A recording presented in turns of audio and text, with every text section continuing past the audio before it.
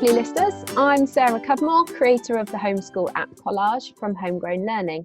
And today I am joined by a great friend and a fellow home edder, Essie. Essie is an experienced unschooler and radical unschooler. And in this podcast, Essie shares the journey that her family have been on and talks a little bit about what radically unschooling looks like for them as a family. We will also attempt to answer some of the questions that you lovely listeners sent in, so thank you for those. And I would like to say that Essie's Unschooling podcast has been by far the most popular podcast we've recorded so far. So if you're interested in the journey, maybe take a step back and re-listen to the unschooling one prior to the radical unschooling, if you want to. But thank you, Essie. Hello, and thank you for your time today. Hello, it's lovely to be here again. Bless Thanks you for having me. Thank you. So first question really was, kind of briefly, you how did you go to unschooling, but then more importantly, like, what was that journey like from unschooling to radically unschooling for you guys?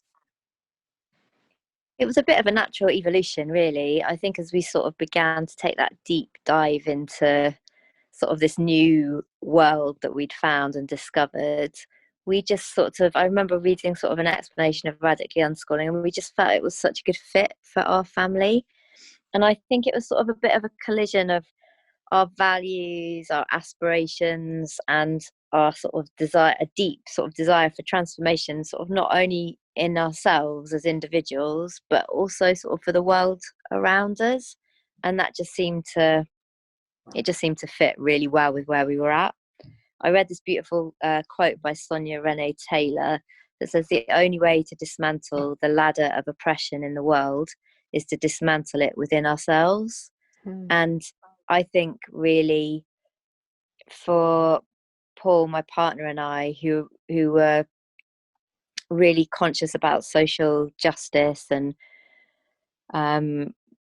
we sort of worked with young people who are homeless and had a real desire to sort of bring around justice and bring hope into people's lives, and had worked in sort of in what we thought was a sort of a profession where we could help people. But then we became so aware of how, when anything has got any government funding, it's ultimately got a lot of power and money involved, and you're very limited to what you can do. And so we'd sort of left that world, but then it just felt like this was a sort of a different chance to sort of bring around change in the world through our children, and sort of giving them this sort of freedom to just love and be themselves without it sort of being capped and sort of suppressed and oppressed by sort of these strange sort of power dynamics, and this kind of desire that our education system has to kind of make children compliant and kind of what we felt was work ready, and taking away their sort of autonomy, and not teaching them about consent, not teaching them that as individuals they might have different ideas, and that's really great to explore, and those kind of concepts, and they're all just parts of capitalism as far as we were concerned. So radical unschooling, it just felt like it was our way to bring about that change that we so desperately desired. And we definitely knew that we needed to do some transformation within ourselves, so it also sort of opened up space for that. And we knew we couldn't bring around that change in our children's world and the world around us until we'd done it within ourselves. So it was a big commitment to take on, but it just felt like that was where we wanted to be, and that's what we wanted to be doing. I don't know if we'd have really realized how challenging it was going to be and what a huge commitment it was going to be. We probably wouldn't have started out on the journey, but looking back, I'm really pleased. Sort of 3.5 years on, I'm really pleased that we did. And yeah, it's been a big adventure internally as well as out externally. Yeah. And were there any groups that you joined, or were there any particular pieces of research that you came across that kind of helped you to make that decision? Facebook group, which was Radical Unschoolers, and just asking questions and having experienced Radical Unschoolers answer those was so really helpful, and that I realised was such a way for me to learn, and that wasn't Paul's way at all. So I'm trying to think what else. Lucy Atkin-Reid, absolutely incredible on so many levels. So she has amazing articles on consent, on autonomy, on free schooling, on self-directed learning. I just took a massive deep dive into her website, and she does amazing YouTube videos as well, Life Without School. Nice. And I just they just really inspire me and nourish me and nurture me. Even now, I find that really helpful. So I think they were the main. Sarah with Happiness, I also felt really interesting blog, although that was where the journey from unschooling, which Sarah with Happiness is very much an unschooler, I then had to stop looking at her stuff, because as we were following this sort of radical unschooling philosophy, I realised that I loved the things that she presented, and I was like, oh, I want my life to look like that. And I had to just let go of that, because that's not what my kids wanted. So I could see that was a really interesting intersection, really, between unschooling and radical unschooling. So she was very much still directing, I think, or adding to their children's lives. And there's absolutely nothing wrong with that, but that was definitely what we were trying to let go of more. Yeah. It's so interesting just listening to you chat then, and you talk about, like, you know, you were into like reading some of the YouTube videos and that kind of thing, and then Paul's doing his bit of research, you know, using different methods. Isn't that the crux of this whole thing, really, is that, you know, the education system doesn't work because it's one system for all. And actually that's where homeschooling is, or can be, so beautiful, because that's what we're trying to encompass. We're trying to, you know, allow individuals to learn with that kind of freedom, and we're so lucky because we have got so much material to absorb now. It isn't just through books, we've got videos and audios and stuff like that, so that's great. So we will put all of those on the show notes, because it's really helpful for people who are, you know, potentially thinking about radically unschooling, or just want to do a bit of research themselves. It can be a bit of a minefield to know where to start, so that's really helpful for some listeners. You know, radical unschooling might be quite a new term to them, or they might not have done that research. So and like you said, there's so many different ways of homeschooling, but so what's like kind of your interpretation of like radically unschooling? It's a really good question. I think what made a lot of sense to me was just this, I didn't really understand what it meant, so exploring what it meant helped me to understand what it was. But basically this sort of idea of not having any arbitrary limits around our children and what they'd like to do and what they'd like to explore. So some people think, oh, radical unschoolers, they just let their children do anything and it's quite neglectful. We just let, you know, but actually it's more about there can be limits and there definitely can be boundaries, but there needs to be an acknowledgement that there's a good reason for those. So for example, say my husband had to get up at 4 a.m. to go to a job, and the kids wanted to stay up till 1 a.m. and it was too noisy, so he wasn't really getting good sleep. Then we might say to them, look guys, can we talk about this? So daddy's not getting enough sleep, he has to get up at 4. What are the reasons you want to stay up till 1 a.m? Oh, well, I want to speak to my friend in America. Well, is there a way that we can do this? Maybe we could move your room downstairs. And, you know, so it's about having this kind of consensual discussion, basically, which has been such a mind-blowing experience for me. And certainly when we started off, I didn't fully grasp that. And I'm only really starting to really understand that now. So there absolutely can be limits. So I don't know, your child's just had an operation and the doctors said, yeah, they can't eat sugary food right now, we're not going to say, well, if you want to, you can. It's like, let's talk about this. This is the reason the doctors said that. This is your body. This is your choice.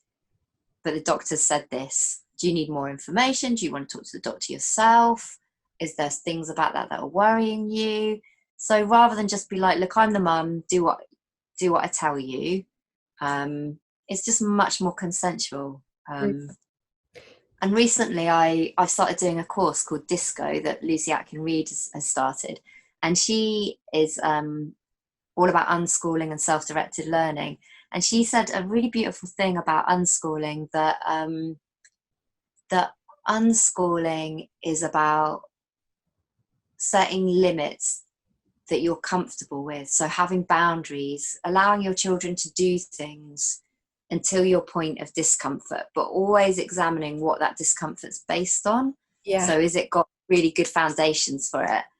And I really like that. And I sort of suddenly thought, oh, radical unschooling can be quite uncomfortable as a parent. You're constantly saying all these ideas that I need to unravel so that I can give my children as much freedom to explore who they are in the world as possible.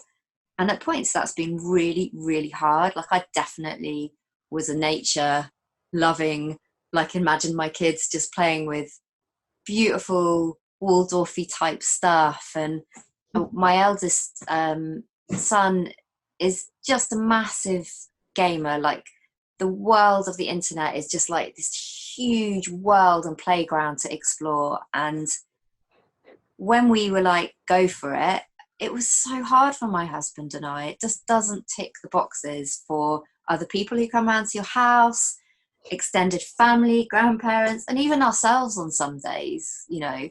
So it's really hard to do that. And I thought about, well, if we'd have applied Lucy's sort of thing around where we're comfortable, we probably would have gone a lot slower. And you know, but I think for us that was the right route to take, because I think we were like an elastic band. We'd been brought up very conventionally, the parents, you know, very lovingly but very conventionally. We had to go right the other way, and now we're sort of finding, we've been radically unschooling for 3.5 years now, and we almost just feel like now we've explored it so thoroughly, we've really been there. Now we can let go of terms and really, really trust what works for us as a family.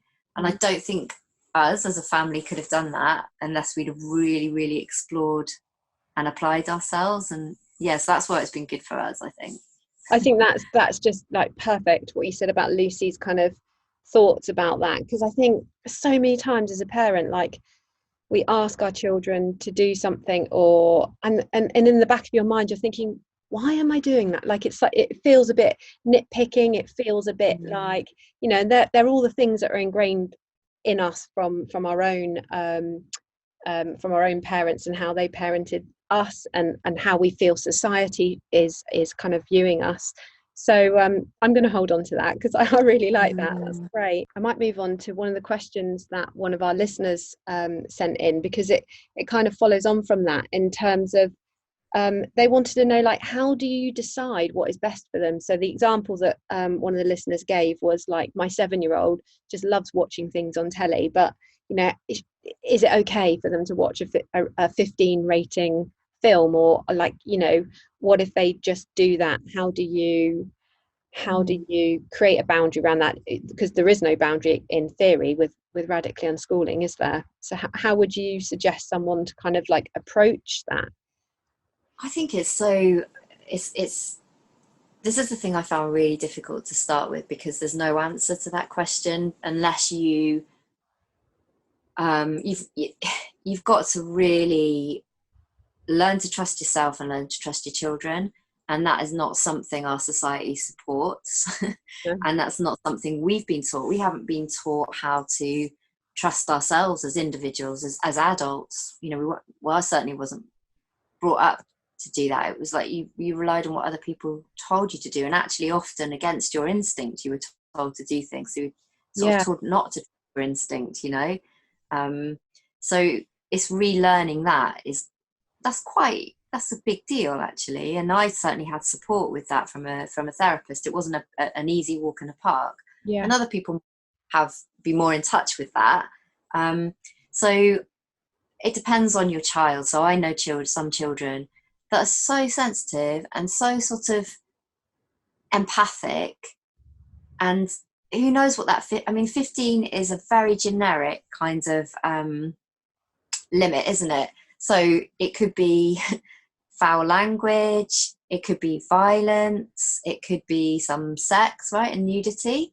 And it just so depends on that child. So say you had a 15-year-old and a 7-year-old, you've got one telly and one living room and a small house, and your 15-year-old wants to watch that film, and so does your 7-year-old, but you know that 7-year-old is going to really struggle over the next few days with the content of that film. I would just have no preconceived ideas about what I wanted to happen, and or if I did, I'd say, let's put those aside, and I'd say, let's talk about this. So we've got you, Harry, 15, you, Otto, you're 7. Let's have a chat about this. So what do you reckon? What are your thoughts on this? And they might both say, well, I don't see the big deal. And I'd say, okay, well, these are the things that I'm thinking about. What do you reckon about those? And they might say, yeah, still no big deal. And I'd say, well, look, it's just some swearing. I've watched this film. It's just some swearing. You know how I feel about swearing. It's not really a great big deal for me. I don't think it's going to really upset you that much. So why don't we give it a try, and we'll touch base 20 minutes into the film and see how everyone's doing.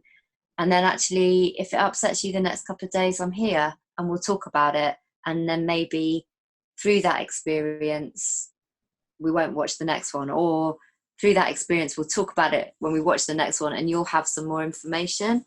So I think it's about, if the mistakes aren't going to be harmful, if the getting it wrong isn't going to be damaging psychologically, emotionally, or physically, I don't think there's anything wrong with getting it wrong together, as long as you're right there to help through that getting it wrong experience. Because it's not getting it wrong, that's just all part of learning, isn't it? I hope they know we trust them. They seem to make really sound decisions. Like, my daughter's just not interested in watching anything violent, or she just, if anything, she watches stuff way beyond younger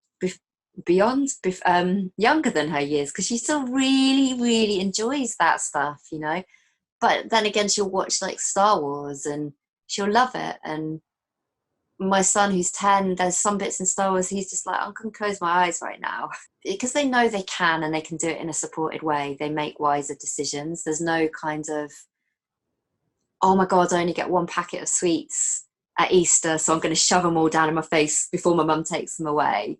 It's like, I can have sweets whenever I want, so I'm not that bothered about them. Actually, I'll have one, and not or another time I'll eat the whole packet. And I don't know, it just evens out over time. Have there been any sort of challenging moments with friends and family around loads? Around making those decisions? And definitely early days, because we still wanted the approval of people. And I think, we're so conditioned and so set up to, if you've been at school, then the whole system is geared around getting approval from teachers and parents, isn't it? And it feels really good. So it's really hard to let go of that. And even now, because like I said at the beginning of the podcast, that we told everyone what we're doing, and we got a lot of kickback from our parents. People took it personally. They felt like, well, you saying that we should do that, you're saying that what we're doing is wrong. And we were like, whoa, no. It was so interesting to see people's responses. And because we were not secure and confident, we didn't know how to deal with it, really. And we had friends come to stay, and they were like, well, our kids aren't going to be watching telly all day, get out and play. What we learned through that was about expectations, and that actually we need to be really honest and realistic with people. We'll come and stay, but and with our children, like, we can go and stay with these people, but they only have telly on for like an hour, and they have to turn it off when their parents say so. Are you going to be okay with that? And if our kids are like, yeah, that's cool, then that's fine. And often they are, actually, if there's people they really want to see. But what we realized is the other way round. Parents weren't saying to their kids, we're going to go and stay at Essie's house. They're allowed basically to game as much as they want. So while we're there, that's what we'll do. But when we go home, it won't be like that. What they said to their kids is, Bella and Thea are allowed to game as much as they like, but you won't be doing that. And obviously that's going to be conflict. That's going to be a lot of conflict, because, those kids wanted to be playing with our kids, and we would say to our kids, hey, while these kids are here, why don't you turn that off and do something? But it was the other kids there was a lot of kickback, and then the parents got really and so it was just a huge learning curve for us. So yeah, we had a lot of run-ins with grandparents. We had a lot of run-ins with, like, grandparents would just be like, just doing what they'd always done, and just be expecting to be able to parent our kids and say, no, stop crying, or go and pick up that, or do this, and just basically be very authoritarian. And our kids would be, or they'd say, come and sit on my knee for a cuddle, and our kids would be like, yeah, no, I don't want to. And the grandparents would get upset, and just lots of silly little things that in the early days were very really difficult to manage. Yeah. And now everything's a little bit more chilled out, and the expectations and conversations, I don't know, I guess both, well, I'll speak for myself. I felt I didn't have the skill and mindfulness.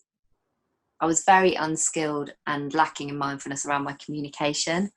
And so I didn't know how to do that. There was a big gap in my skills there.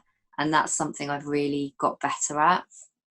And then that then helps other people understand what you're doing. And yeah.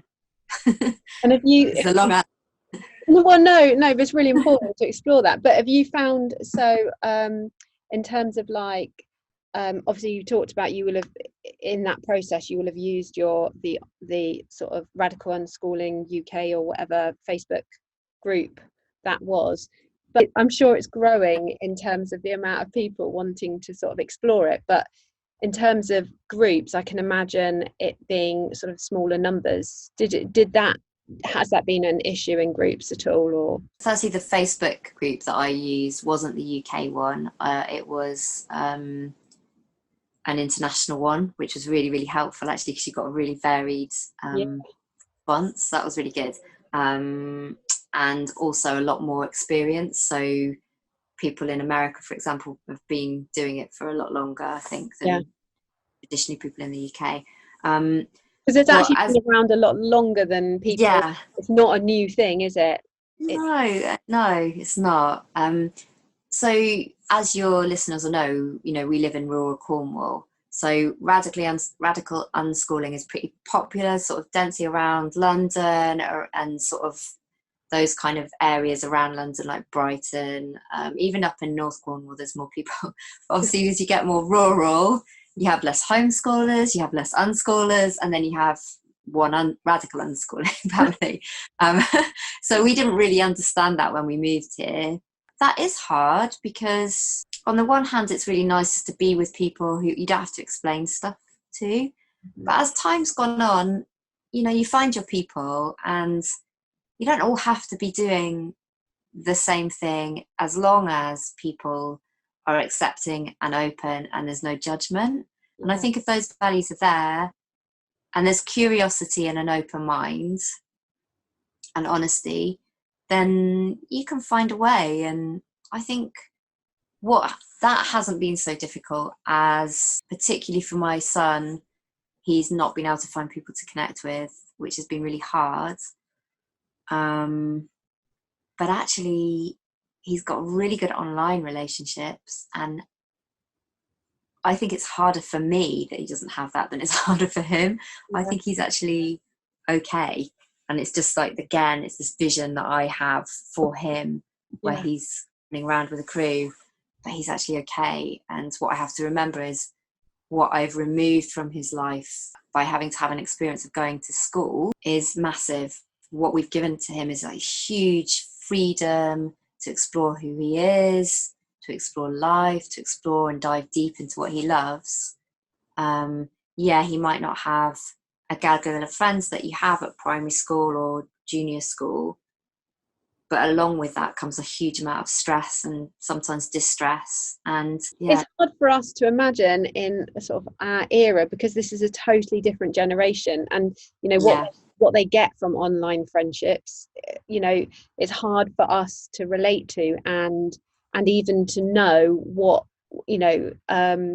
the qualities of that. But I'm sure, from knowing your son and how passionate and interested he is in stuff, that actually he must be getting so much from those groups. I know a lot of people worry about the social aspect and socializing, and how's he going to learn to be with people and all of this sort of stuff. But I mean, my God, his social skills are just so amazing. Like, he's so mature in the way he can instigate conversation, and I don't have those same social skills. Like, we'll be walking along and he'll be like, oh, so he'll ask such interesting questions to me about me, like so mature. Like, he's not interested in just talking about himself, and how he interacts with other adults. He's got a sensor. Like, if he understands, he picks up instantly if they're going to be adults that aren't respectful, and he just doesn't engage. But any adult he knows is a friend of ours and is respectful and treats him as a human being, he's got such an interesting way of being with people, like, and he's so helpful and thoughtful. And then so you think, well, yeah, it might not look like this, but oh my gosh, he's got skills that I didn't have until I was in my 20s and more recently. So yeah, I think that's how you measure stuff is really interesting. And you touched on this earlier on about the sort of changes to you and potentially Paul as parents. Do you think the changes, do you think that is to do with like going through the process of unschooling or radically unschooling? And do you think like you could get to where you've got to as a parent from just sort of informally homeschooling, or do you think it's the process has been more deep in terms of the fact that you've taken the radical unschooling route? I wouldn't like to say you wouldn't do that if you would just say relaxed homeschooling, because you might. It depends on your personality. It depends how much you chose to do in it. I don't think you can really radical unschool unless you do it. So I don't think you can really continue on that journey unless you're okay with doing that, basically, until you accept, oh, this isn't actually about my children, because they know how, they kind of know how to be, well, they know what's what. Children just know what's what. It's us that have got to unlearn all these years of conditioning. Yeah. And I think the difference is you can't radically unschool unless you go through this deconditioning process where you unravel yourself and examine yourself. But you could homeschool using curriculum or in a relaxed way without doing that. You could do that and do a really good job. Whatever really good job means. But yeah, radical unschooling is about basically unraveling all this acquired conditioning from about learning and about relationships and about being in the world and what that means. It's more of a way of life. It's not just about education, it's about every aspect of your life.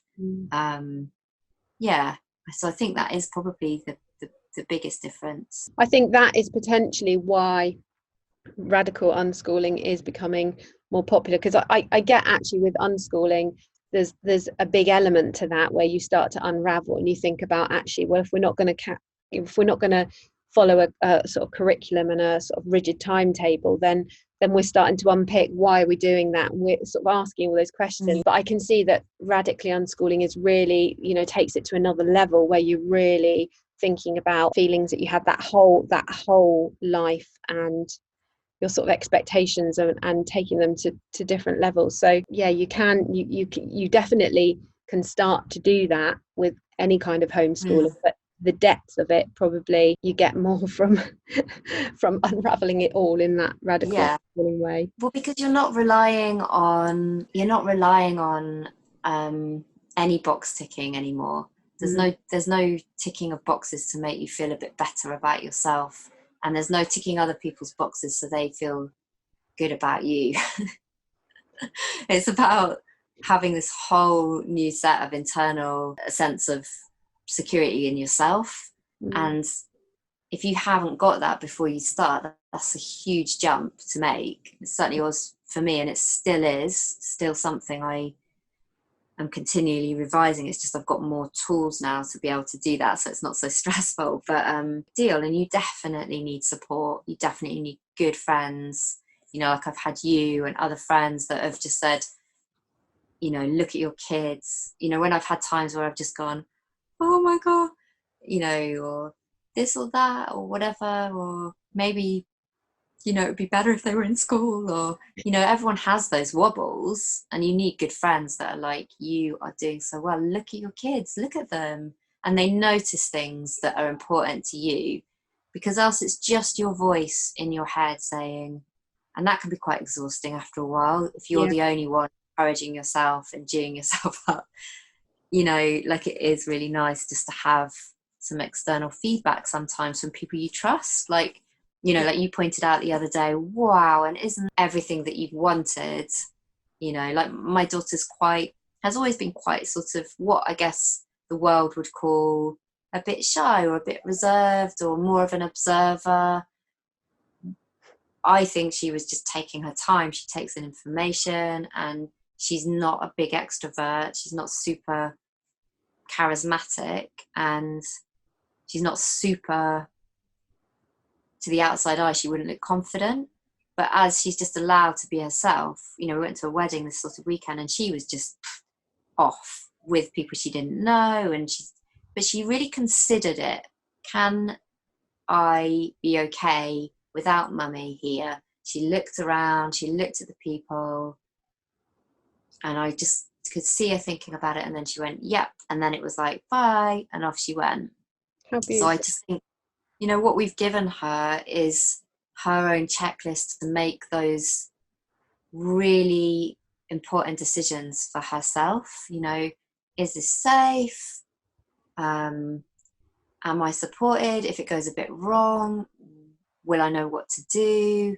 All those sort of things, and I, rather than just being told to go and play, like the expectation is that, at a wedding or an event or something like that, go on kids, you will go and play, or you'll go and dance, and it's the pressure. You can almost feel yourself inside thinking, oh no,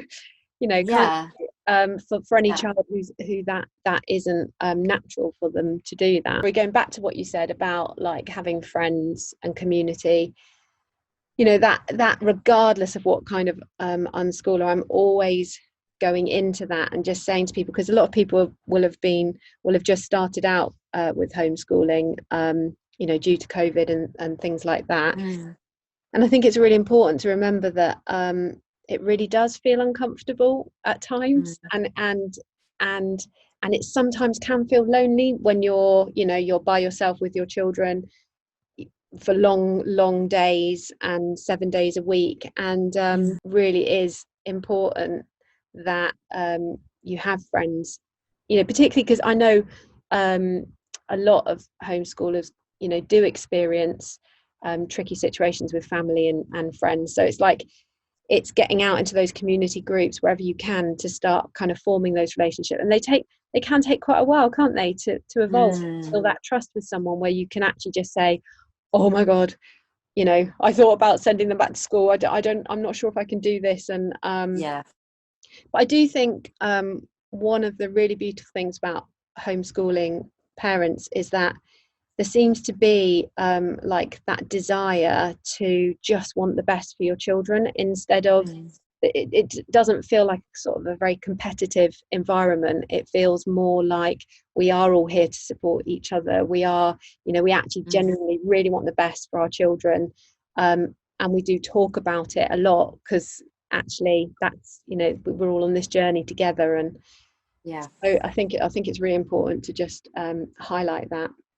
And have you found, like, radically unschooling, has it felt like easier having, you've got two children? Does it kind of feel easier to manage because you're I don't know, there seems to be more freedom there in comparison to, say, someone who's trying to follow a curriculum of some description and they've got different age children and they're trying to juggle that? Do you think has it been easier, or is it just as challenging in different ways? I can only speak from our perspective, and obviously my family is going to be so different from the radical unschooling family that lives up in North Cornwall. So you would get so many different answers, and I don't necessarily think it's about radical unschooling. I think it's about the personalities of your children and yourself. It's not easy, definitely. So it's 3 years between my children. And it's definitely always something we're thinking of. What we've just recently come into is just thinking, I mean, I'm also very privileged in that my husband works from home, and so my son can stay at home when my daughter and I go out, or my daughter could stay, it doesn't, my daughter often will always just come with us, whatever we do, but the other way around, if my son doesn't want to, then he can stay at home. What we've kind of thought more about recently is we've spent the last 3 years more or the whole of their life really, just so focused on their needs and getting that right and meeting their needs. And actually, just recently, just doing this course has made me just think, we've got to a point now where we were trying to operate from an empty cup. So mine and Paul's cups just weren't full, and we've just been really struggling. And so now we've come into this sort of more like, actually, that wasn't consensual. We were operating out of just like, without our consent, really just completely giving, trying to make this best life, whatever that is.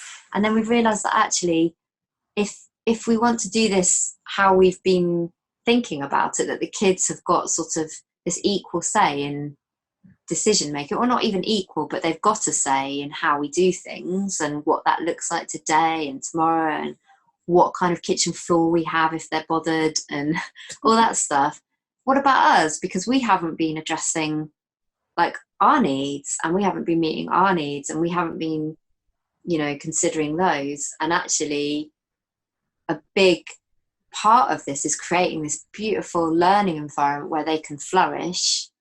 And to create that learning environment, it needs to be peaceful and not stressful. Yet we're both really stressed out because we're not meeting our needs. So I think I'm sort of saying this because I think there's never this sort of point where you've arrived and you now know how to unschool or radically unschool, and probably even homeschool. It's just a continual like sort of learning adventure, really. And when I mean learning, I don't mean educational adventure, I mean life adventure together. Yeah. And one of the most beautiful things that I've seen is, it's not about not getting it wrong, it's about being able to say sorry to my children. It's not about creating this perfect little nirvana where they're protected from all difficult things, but it's about walking through it with them. And now we've arrived at this point where it wasn't really working, so then it's about going, okay, there needs to be flexibility here, there needs to be communication, there needs to be honesty and value.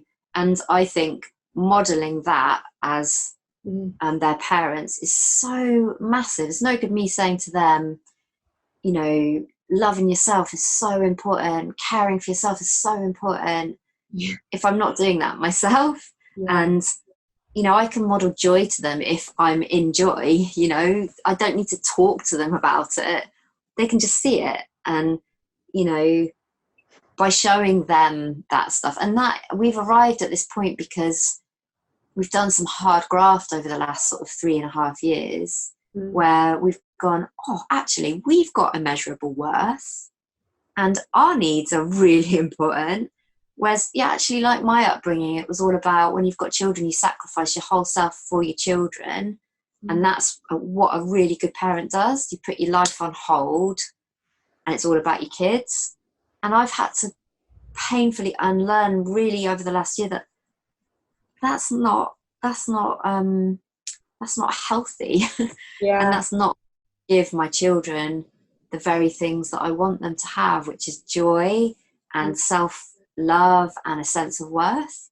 So this is the point we're at now. And so it'll be really interesting to see now what the next chapter looks like. And we couldn't have got to this chapter without the last 20 or whatever. And some of that is about your children and like developmentally where they are, isn't it? Like, you know, we've been through something a little bit similar in our home where, you know, we kind of sat down with the children at the table and just said, you know, actually, you know, mummy and daddy are a bit exhausted, and, you know, have you guys got any ideas or ways that we can all support each other so that we all feel good and energized. And you know, my daughter is only 6, but, you know, my son was, you know, sort of looking blankly in the air at 9, but my daughter was like, well, I suppose, you know, we could help with the washing, or we could help put the dishwashing stuff away. And since then, you know, they've started putting their own clothes away, and just tiny things like actually just opening up to them.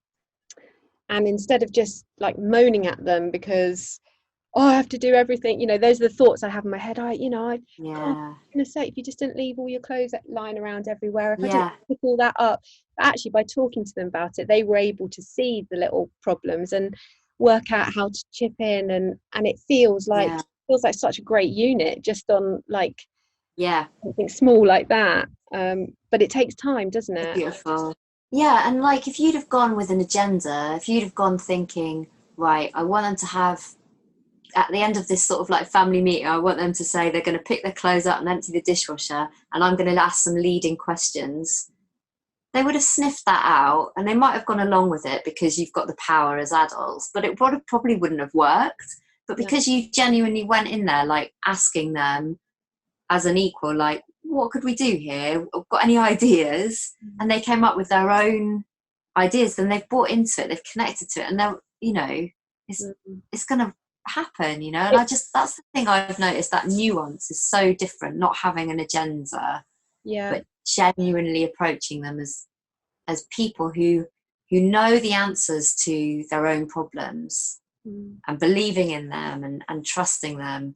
You know, I just realised that actually they don't need our worry and concern. Like, we don't need our parents' worrying and concern. You know, we need people that encourage us and empower us and believe in us, and just say, look, this is hard right now maybe, but I just know you'll work this out, and I'm here if at any point there's anything I can do. I just know you've got this, and I'll help you. And, you know, and I've realised that's what our kids really need more than anything.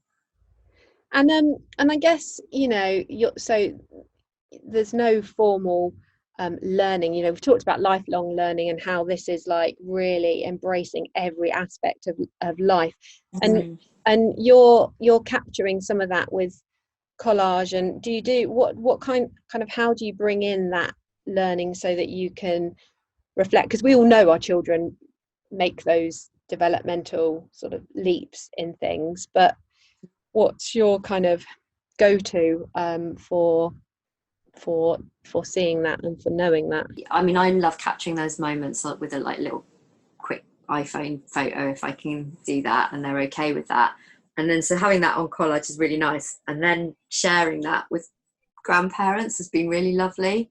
So has that been reassuring, you know, because I know you openly talk about how tricky it has been at times with parents, but it has been really reassuring, and they really like seeing what they're doing. And it's about I have to be really mindful that I don't try and buy into their story of like, you know, knowing the things that they like and only focusing, say, on things that they understand. So rather than talking about how interested and how much Theo's getting out of his gaming, I could just focus on his drumming lessons, which I know they'll understand. Yeah. So I try and like talk as much about that, because it's sort of it's making it the new norm, do you know, and also like removing all the well dones and the idea of progress, that, you know, because progress can look like their willingness to try something they're really bad at. That could be progress, you know, or, you know, just to try a new food that they're going to be just really dislike and spit out. That could be progress. So it's reframing that progress. But I do think collage is really nice because you can capture all of those moments. And as a radical unschooler, I might not be monitoring that sort of linear journey where it goes up and is developmental, but I can capture those moments and share them with like our family, which has been really lovely, and have those wider conversations. And I think we've answered most of our listeners' questions, but I wonder if you've got any kind of bits of advice, like having, you sort of said at the beginning that you kind of you didn't go about it in the way, you didn't read far enough to kind of go about it in a way that you perhaps could have. But is there any advice on that you would give other homeschoolers thinking about possibly unschooling? I think if I started now and I knew everything I did, the advice that I would give to myself 3.5 years ago would be what Sandra Dodd said. She said, read a little, do a little. Read a little, do a little. And, you know, instead of what we did is read a lot and then just do the whole lot. And I think just going slowly, not changing stuff that's already working. So if they've got a bedtime that works and they're happy with, and they're getting good sleep and they're very happy to go at that bedtime without, you know, coercion or whatever, and it's not about your needs, you know, well, it's fine if that's meeting your needs too, then why suddenly say don't need a bedtime anymore, you can go whenever you want? You don't need to do that, you know. So don't change things if they're working. You can always like have a look at those further down the line if you want to, but just take little steps and definitely find a community. And the advice I would have given myself, well, although it didn't exist back then, but is do something like Lucy Atkin Reed's course Disco, because it's so supportive, it's so loving and so kind and empathic, and it just gives so much nourishment and nurturing. And then after the course is done, there's a mentoring sort of there's an option for mentoring and community throughout the course actually, but that, you know, ongoing community. And, you know, not everyone, if I can't access that in Cornwall, so I've got really good friends, but I can't go as deep, and there's things that I want to explore that I wouldn't necessarily have time for. So definitely get on something like that, get on a virtual community, definitely look for an in-life community too, but if that doesn't exist, don't just hold out on and wait for something to kind of come along. There's really good stuff there that you can get, because you need nourishment and nurturing. You know, you're like the heart of the family, and I think we can put our focus on our children because we love them so much, and we've got on this journey and this adventure because we want their life to be one where they can sort of flourish and just be in love with themselves, and whatever comes out of that. And we can often forget ourselves. And I think what I'd say to myself is set up a life that you love, do more of what you love, get that totally set up, do a little, read a little, go gently, but make sure you get lots of time for yourself. And, you know, that's a privilege if you're in a partnership where you're supporting one another. If you're a single parent, maybe like hook up with someone else that can, you know, do that with you. because you really need that. Like it's massive. You don't have the school community that you get at the school gates, which is really, really wonderful thing. So you have to sort of replace it. I don't think it's sustainable to not have that. You get to a point where you just, you burn out. You're a little broken, you burn out. Yeah. Yeah. No. Well, that's really, really helpful. And I guess, well, all the reading that you did was really helpful too, which we'll put on the show notes. But that was awesome. In fact, it's made me sort of reflect on some of the things that we do, and potentially sort of opened me up to some ideas or some thought process that I think would be beneficial for us. So thank you so much. And I hope that's been helpful for you lovely listeners out there who are perhaps thinking about exploring radically unschooling. So if you have a different story or situation that you would like to share, please just send me a message via the website, collageapp.co.uk, which is also on the show notes. So until then, keep calm and don't be afraid to delve deep.